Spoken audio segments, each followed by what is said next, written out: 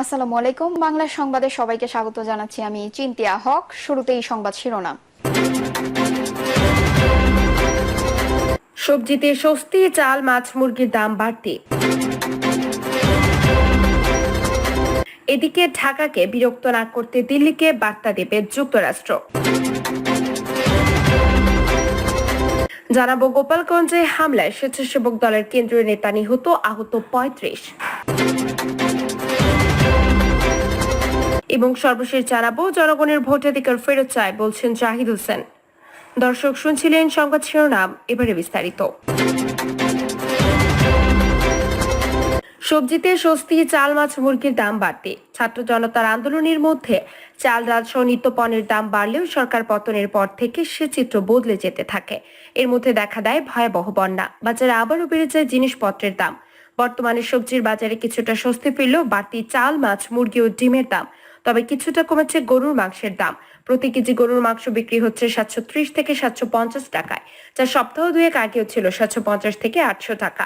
ডিম ও মুরগির দাম বেশি কেন জানতে চাইলে ব্যবসায়ীরা বলেন, সাম্প্রতিক বন্যায় দেশের বিভিন্ন জেলায় অনেক মুরগির খামার ক্ষতিগ্রস্ত হয়েছে। এতেই সব এলাকায় মুরগি ও ডিমের সরবরাহ কমেছে। তাছাড়া ভারত থেকে সম্প্রতি যে ডিম আমদানি করা হয়েছে তাও চাহিদার তুলনায় সামান্য, এ কারণে দাম বেড়েছে। বাজার দর নিয়ে কথা হয় একাধিক ক্রেতার সঙ্গে। তারা বলেন, সরকার পতনের পর কিছু কিছু পণ্যের দাম কিছুটা কমলেও এখন আবার ধীরে ধীরে মাছ, মুরগি, ডিম সবকিছুর দাম বাড়ছে। এই মুহূর্তে সবার চাওয়া দ্রব্যমূল্যের ঊর্ধ্বগতি নিয়ন্ত্রণ, তবেই নিম্ন আয়ের মানুষ স্বস্তির নিঃশ্বাস ফেলতে পারবে। ঢাকাকে বিরক্ত না করতে দিল্লিকে বার্তা দেবে যুক্তরাষ্ট্র। মার্কিন অর্থ দপ্তরের সহকারী আন্ডার সেক্রেটারি ব্রেন্টন এমিনের নেতৃত্বে মার্কিন একটি শক্তিশালী প্রতিনিধি দল আগামী শনিবার ঢাকা আসছে। এই দলে থাকছেন মার্কিন পররাষ্ট্র দপ্তরের দক্ষিণ ও মধ্য এশিয়া বিষয়ক অ্যাসিস্ট্যান্ট সেক্রেটারি ডোনাল্ড লো। তবে ডোনাল্ড লো সরাসরি ওয়াশিংটন থেকে ঢাকা আসছেন না, তিনি ঢাকা আসবেন দিল্লি হয়ে। সেখানে ওয়াশিংটন দিল্লি প্রতিরক্ষা বিষয়ক ইন্টারসেশনাল সংলাপে যৌথভাবে সভাপতিত্ব করবেন তিনি। এই বৈঠকে যুক্তরাষ্ট্র ভারতের দ্বিপক্ষীয় ইস্যুর পাশাপাশি আলোচনায় গুরুত্ব পাবে বাংলাদেশ প্রসঙ্গ। এতে ঢাকাকে বিরক্ত না করার জন্য ওয়াশিংটনের পক্ষ থেকে দিল্লিকে বার্তা দেওয়া হবে। ঢাকা, দিল্লি এবং ওয়াশিংটনের উচ্চ পর্যায়ের কূটনৈতিক সূত্রে তথ্য জানা গেছে। সূত্রগুলো জানায়, ঢাকায় ৫ই আগস্টের রাজনৈতিক পট পরিবর্তনের পর বাংলাদেশের সঙ্গে সম্পর্ক জোরদারে গুরুত্ব দিচ্ছে যুক্তরাষ্ট্র। তারা চাচ্ছে বাংলাদেশ যেন ঘুরে দাঁড়ায়। তাই বাংলাদেশের বর্তমান সংকট উত্তরণের চাহিদাগুলো জানতে চাইবে ওয়াশিংটন। একই সঙ্গে বিষয়গুলোতে সামনের দিনে কিভাবে সহযোগিতা করা যায় তা নিয়েও আলোচনা করবে বাংলাদেশ ও যুক্তরাষ্ট্র। যুক্তরাষ্ট্রের একজন কূটনীতিক জানান, সার্বিক প্রেক্ষাপট মাথায় রেখে সাজানো হয়েছে প্রতিনিধি দল। নেইম্যান ও লু ছাড়াও এ দলে থাকছে মার্কিন উন্নয়ন সংস্থা ইউএসএআইডির এশিয়া বিষয়ক ডেপুটি অ্যাসিস্ট্যান্ট অ্যাডমিনিস্ট্রেটর অঞ্জলি কৌর সহ কয়েকজন। আগামীকাল ১৪ সেপ্টেম্বর প্রতিনিধি দলটি ঢাকায় আসবে। ১৬ সেপ্টেম্বর তাদের ঢাকা ছাড়ার কথা রয়েছে। ডক্টর মোহাম্মদ ইউনূসের নেতৃত্বে অন্তর্বর্তী সরকার দায়িত্ব নেওয়ার পর এটি হবে ওয়াশিংটন থেকে উচ্চ পর্যায়ের কোনো প্রতিনিধি দলের প্রথম বাংলাদেশ সফর। প্রতিনিধি দলটি অন্তর্বর্তী সরকারের প্রধান উপদেষ্টার সঙ্গে রোববার সকালে সাক্ষাৎ করবে। এর পাশাপাশি অর্থ উপদেষ্টা সালিহউদ্দিন আহমেদ, পররাষ্ট্র উপদেষ্টা মোহাম্মদ তৌহিদ হোসেন ও পররাষ্ট্র সচিব জসিম উদ্দিনের সঙ্গে বৈঠকের কথা রয়েছে। বাংলাদেশের পররাষ্ট্র মন্ত্রণালয়ের এক কর্মকর্তা সমকালকে বলেন, বৈঠকে মূলত বাংলাদেশের বর্তমান সংকট মোকাবেলায় সহযোগিতার বিষয়গুলো প্রাধান্য পাবে। আসতে পারে তাৎক্ষণিক সহযোগিতার ঘোষণা। আর দীর্ঘমেয়াদের সহযোগিতার বিষয়গুলো দলটি ওয়াশিংটন ফিরে আলোচনার মাধ্যমে ঠিক করবে। সফর থেকে তারা মূলত জানতে চাইবে বাংলাদেশের চাহিদাগুলো। মার্কিন প্রতিনিধি দলের সফর নিয়ে জানতে চাইলে গতকাল সন্ধ্যায় পররাষ্ট্র সচিব জসিম উদ্দিন বলেন, অন্তর্বর্তী সরকার দায়িত্ব নেওয়ার পর মার্কিন প্রতিনিধি দলের সফর প্রমাণ করে বাংলাদেশের সঙ্গে সম্পর্ককে যুক্তরাষ্ট্র গুরুত্ব দেয়। দুই দেশের মধ্যে বহুমাত্রিক বিষয়ে আলোচনা হবে, কোনো সুনির্দিষ্ট বিষয়ের মধ্যে সীমাবদ্ধ থাকবে না। এর সঙ্গে সঙ্গতি রেখে বাংলাদেশ প্রস্তুতি নিচ্ছে। আলোচনায় ঢাকার পক্ষ থেকে কি গুরুত্ব দেওয়া হবে জানতে চাইলে তিনি বলেন, স্বার্থ সংশ্লিষ্ট বিষয়গুলো নিয়ে আলোচনা করব। সফরে যুক্তরাষ্ট্রের প্রতিনিধি দলে ডোনাল্ড লুর চেয়ে জ্যেষ্ঠ কর্মকর্তা থাকলেও আলোচনায় উঠে এসেছে তারই নাম। কারণ মার্কিনের জ্যেষ্ঠ কূটনীতিক বাংলাদেশে পা রাখার আগে ভারতের নেতৃত্ব দেবেন 2+2 ইন্টারসেশনাল সংলাপে। এতে ডোনাল্ড লুর সঙ্গে মার্কিন প্রতিনিধি দলের নেতৃত্ব দেবেন দেশটির প্রতিরক্ষা দপ্তরের ভারত প্রশান্ত মহাসাগরীয় অঞ্চলের principal deputy assistant secretary Jedidiah Royal. আর ভারতের পক্ষে সংলাপে নেতৃত্ব দেবেন দেশটির পররাষ্ট্র ও প্রতিরক্ষা মন্ত্রণালয়ের সমপর্যায়ের কর্মকর্তারা। সূত্র জানায়, প্রতিরক্ষা সংক্রান্ত কর্মকর্তা পর্যায়ের সংলাপে ভারতের পক্ষ থেকে অন্যান্য সহযোগিতার পাশাপাশি বরাবরের মতো নিরাপত্তার বিষয়টি গুরুত্ব সহকারে তুলে ধরা হবে। এর আগে এ ধরনের সংলাপে বারবার বাংলাদেশ প্রসঙ্গ উঠে এসেছে। নাম না প্রকাশের শর্তে ভারতীয় কূটনীতিক সমকালকে বলেন, এই বিষয়ে কোনো সন্দেহ নেই যে 2009 সালে শেখ হাসিনা সরকার গঠনের পর ভারতের উত্তর পূর্বাঞ্চল নিয়ে যে ধরনের মাথা ব্যথা ছিল তা একেবারে দূর হয়েছিল।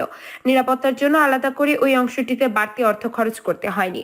বাংলাদেশের রাজনৈতিক পট পরিবর্তনের ফলে সেখানে এক প্রকার অনিশ্চয়তায় পড়েছে ভারত। শেখ হাসিনাকে নিয়ে দিল্লির যে পরিমাণ আত্মবিশ্বাসী ছিল, বর্তমান সরকার নিয়ে তা সেই পর্যায়ে নেই। ওই কূটনৈতিক জানান, ভারত বর্তমানে বাংলাদেশের সংখ্যালঘু নির্যাতন, ঢাকায় ভারত বিরোধী প্রচারণা ও জঙ্গিবাদের প্রভাব বিস্তারের মতো বিষয়গুলো তুলে ধরবে। তবে যুক্তরাষ্ট্র বর্তমানে জঙ্গিবাদ ইস্যুকে তেমন গুরুত্ব দিচ্ছে না, যেমনটি 9/11 টুইন টাওয়ার হামলার পর দিয়েছিলেন। সে অবস্থা থেকে বর্তমানে যুক্তরাষ্ট্র গণতন্ত্র, মানবাধিকার ও শ্রম অধিকারের মতো বিষয়গুলোকে বেশি গুরুত্ব দিচ্ছে। অন্যদিকে মার্কিন কূটনৈতিক সূত্র বলছে, দীর্ঘদিন ধরে বাংলাদেশে গণতন্ত্র, মানবাধিকার ও শ্রম অধিকারের মতো বিষয়গুলো উপেক্ষিত ছিল। যেহেতু শেখ হাসিনা সরকার ভারতের কথা শুনতো, তাই এই চ্যালেঞ্জগুলো উত্তরণে ওয়াশিংটন একাধিকবার দিল্লির সঙ্গে আলোচনা করেছে। তবে ভারত বরাবরই নিরাপত্তার অজুহাতে বিষয়গুলোকে এড়িয়ে গেছে। এখন ঢাকাকে বিরক্ত না করা বা কোনো চাপ প্রয়োগ না করার জন্য দিল্লিকে বার্তা দেবে ওয়াশিংটন। সম্প্রতি বাংলাদেশ থেকে শেখ হাসিনা ভারতে পালিয়ে যাওয়ার পর প্রধানমন্ত্রী নরেন্দ্র মোদী টেলিফোনে কথা বলেছিলেন মার্কিন প্রেসিডেন্ট জো বাইডেনের সঙ্গে। ফোন আলাপের পর মোদী এক্স হ্যান্ডেলে জানিয়েছিলেন, বাইডেনের সঙ্গে বাংলাদেশের সংখ্যালঘু নির্যাতনের বিষয়ে আলোচনা হয়েছে। তবে জো বাইডেন তার এক্স হ্যান্ডেলে নরেন্দ্র মোদীর সঙ্গে আলোচনা প্রসঙ্গে বাংলাদেশ ইস্যু নিয়ে কিছু বলেননি। এদিকে গত 10 সেপ্টেম্বর ভারতের দ্য ইকোনমিক টাইমস ডোনাল্ড লুর সফর নিয়ে লিখেছে, 10 থেকে 16 সেপ্টেম্বর তিনি ভারত ও বাংলাদেশ সফর করবেন। ভারতের সঙ্গে বৈঠকে বাংলাদেশের প্রসঙ্গ উঠে আসবে। তাতে বাংলাদেশের চলমান সংকটগুলো, বিশেষ করে আইন শৃঙ্খলা পরিস্থিতি, ভারত বিরোধী প্রচারণা, উগ্রবাদীদের প্রভাব বিস্তার নিয়ে দুই দেশ আলোচনা করবে। মার্কিন পররাষ্ট্র দপ্তরের বিজ্ঞপ্তিতে ডোনাল্ড লুর সফর নিয়ে বলা হয়েছে, মার্কিন এন্টার এজেন্সি প্রতিনিধি দলের সঙ্গে বাংলাদেশ সফরে যোগ দেবেন লু। কিভাবে যুক্তরাষ্ট্র বাংলাদেশের অর্থনৈতিক প্রবৃদ্ধি, আর্থিক স্থিতিশীলতা এবং উন্নয়নের চাহিদার সহযোগিতা করতে পারে তা নিয়ে অন্তর্বর্তীকালীন সরকারের সঙ্গে আলোচনা করবে প্রতিনিধি দলটি। এ দলে মার্কিন পররাষ্ট্র দপ্তর, অর্থ দপ্তর, USAID এবং বাণিজ্য দপ্তরের প্রতিনিধিরা থাকবেন। অন্যদিকে ব্রেন্ট নেমেন সম্প্রতি সংবাদ মাধ্যম দ্য ফাইন্যান্সিয়াল টাইমসকে বলেন, যুক্তরাষ্ট্র আশাবাদী যে প্রয়োজনীয় সংস্কারের মাধ্যমে বাংলাদেশ অর্থনৈতিক ভঙ্গুরতা দূর করতে সক্ষম হবে এবং নিরবিচ্ছিন্ন প্রবৃদ্ধি উন্নয়নের নিশ্চিত একটি শক্তিশালী ভিত্তি তৈরি করতে পারবে। তিনি জানান, IMF ও অন্যান্য আন্তর্জাতিক আর্থিক প্রতিষ্ঠানের সঙ্গে বাংলাদেশের যে সম্পৃক্ততা, যুক্তরাষ্ট্র তাতে সমর্থন দেবে। আর্থিক খাতের গভীর সংস্কার, দুর্নীতি হ্রাস ও টেকসই রাজস্ব ব্যবস্থার উন্নয়নের মধ্য দিয়ে বাংলাদেশ যে অর্থনৈতিক উন্নয়ন ত্বরান্বিত করতে চায়, তাতেও যুক্তরাষ্ট্রের সমর্থন থাকবে। গোপালগঞ্জের হামলায় স্বেচ্ছাসেবক দলের কেন্দ্রীয় নেতা নিহত, আহত 35। গোপালগঞ্জে স্বেচ্ছাসেবক দলের কেন্দ্রীয় সভাপতি SM জেলানির গাড়ি বহরে হামলায় একই কমিটির ক্রীড়া সম্পাদক শওকত আলী দিদার নিহত হয়েছেন। বিএনপি নেতা কর্মীদের অভিযোগ, আওয়ামী লীগের নেতা কর্মীরা এই হামলা চালিয়েছেন। এতে সংবাদ মাধ্যম কর্মী আর সহ আরো অন্তত 35 জন আহত হয়েছেন। আহতদের মধ্যে 16 জনকে গোপালগঞ্জ জেনারেল হাসপাতাল, 3 জনকে টঙ্গীপাড়া উপজেলা হাসপাতাল ও 3 জনকে ঢাকায় পাঠানো হয়েছে। অন্যান্যদের বিভিন্ন ক্লিনিকে চিকিৎসা দেওয়া হচ্ছে। স্থানীয় আওয়ামী লীগ নেতাকর্মীরা হামলা চালিয়েছে বলে অভিযোগ করেছে বিএনপির নেতাকর্মীরা। তবে এই ঘটনায় আওয়ামী লীগের বক্তব্য পাওয়া যায়নি। স্থানীয় সূত্রে জানা গেছে, শুক্রবার সন্ধ্যায় জেলা শহরের বেদগ্রাম মোড়ে পথসভা শেষে গাড়িবহর নিয়ে টুঙ্গিপাড়া যাচ্ছিলেন বিএনপির কেন্দ্রীয় নেতারা। এ সময় তাদের গাড়িবহর সদর উপজেলার ঘুনাপাড়া মোড়ে পৌঁছালে আওয়ামী লীগের ব্যানার ফেস্টুন ছেঁড়াকে কেন্দ্র করে স্থানীয় জনগণের সঙ্গে বিবাদে জড়ায় বিএনপি ও সহযোগী সংগঠনের নেতাকর্মীরা। এক পর্যায়ে উভয় পক্ষের মধ্যে সংঘর্ষে ধাওয়া পাল্টা ধাওয়া শুরু হয়।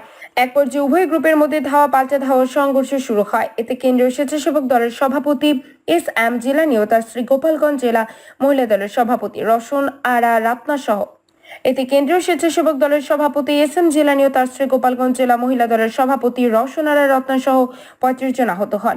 এছাড়াও কয়েকটি গাড়ি ও দোকানপাট ভাঙচুরের ঘটনা ঘটে। সংঘর্ষের ভিডিও ধারণ করতে গেলে সময় টিভির ক্যামেরা পার্সন HM মানিক আহত হয়। সংঘর্ষের 3 ঘন্টা পর খুনাপাড়া থেকে কেন্দ্রীয় স্বেচ্ছাসেবক দলের ক্রীড়া সম্পাদক শওকত হোসেন দিদারের মরদেহ উদ্ধার করা হয়। পরে মরদেহ গোপালগঞ্জ 250 শয্যা বিশিষ্ট জেনারেল হাসপাতাল মর্গে পাঠানো হয়।